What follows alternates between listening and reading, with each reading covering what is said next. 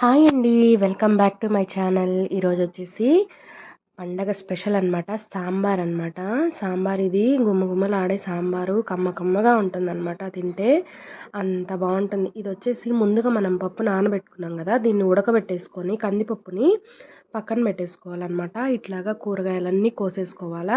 సాంబార్కి ఎప్పుడైనా దోసకాయ ఉండాలా, దోసకాయ ఉంటేనే మంచి టేస్ట్ వస్తుందన్నమాట. ఆనియన్స్, ఒక ఆనియన్స్ 2, టమోటాలు ఒక 3, 4 అలా తీసుకొని మనము ఇవన్నీ కట్ చేసేసుకొని పక్కన పెట్టుకోవాలి. మళ్ళీ చింతపండు కూడా మనము ఒక చిన్న గోలీ సైజు, కొంచెం ఎక్కువ వేస్తే మళ్ళీ పులుపు అయిపోతుందండి, ఎక్కువ వేయద్దు. అందుకని కొంచెం వేసుకోవాలా. సాంబార్కి అంత టేస్టీగా ఉంటుందన్నమాట. ఫస్ట్ మనం ఏంటంటే ఇంకా నూనె వేసేసాక వేడెక్కాక ఆనియన్స్, ఆవాలు, జీలకర్ర ఇవన్నీ వేసాక ఆనియన్స్ వేసుకోవాలన్నమాట. ఆనియన్స్ బాగా దోరగా ఫ్రై చేసుకోవాలి. ఆనియన్స్ బాగా వేపుకోవాలన్నమాట. తర్వాత మనము చిల్లీ వేసుకోవాలి, పచ్చిమిర్చి వేసుకున్న తర్వాత కొంచెం సేపు వేగాక కరివేపాకు వేసుకోండి. కరివేపాకు మంచి ఫ్లేవర్ వస్తుందన్నమాట. తర్వాత మన టమోటాలు కూడా బాగా వేయించాలన్నమాట. మూత పెట్టేసి బాగా మగ్గించుకోండి.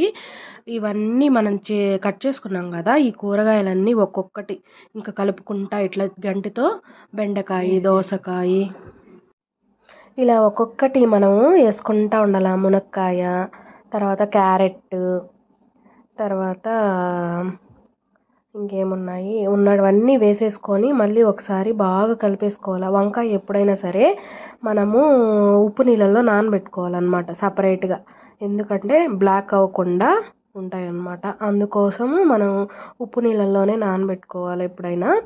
ఇలా మనము గంటితో బాగా కలుపుకోవాలన్నమాట.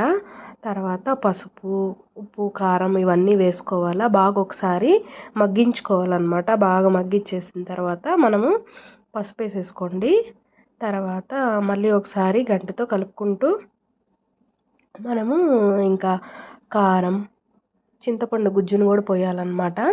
ఈ చింతపండు గుజ్జును పోసిన తర్వాత ఏంటంటే మనము ఒకసారి ఉడకబెట్టుకోవాలన్నమాట. ఒక 2 విజిల్స్ అంతే, ఎక్కువసేపు ఏం అవసరం లేదు. ఒక 2 విజిల్స్ వచ్చాక మనము దాన్ని ఇంకా విజిల్ ప్రెషర్ పోయాక మనం పప్పునెత్తి దీంట్లో పోసేసాక మళ్ళీ ఉడికించుకోవడమే, ఉప్పు కారం అన్నీ చూసుకొని. అంతే అండి, ఎంతో సింపుల్గా ఉండే సాంబార్ ఇది. చాలా బాగుంటుంది, చాలా టేస్టీగా ఉంటుందన్నమాట. ఉప్పు కూడా వేసేసుకోండి. ఉప్పు వేసేసాను నేను.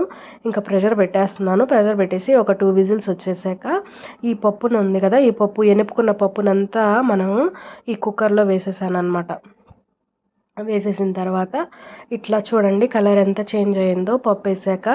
తర్వాత నేను ఇది సాంబార్ పొడి అనమాట, ఇది ఇంట్లో హోమ్ మేడ్ అనమాట. ఇది చేసింది ఈసారి నేను చూపిస్తాను సాంబార్ పొడి ఎలా చేయాలో.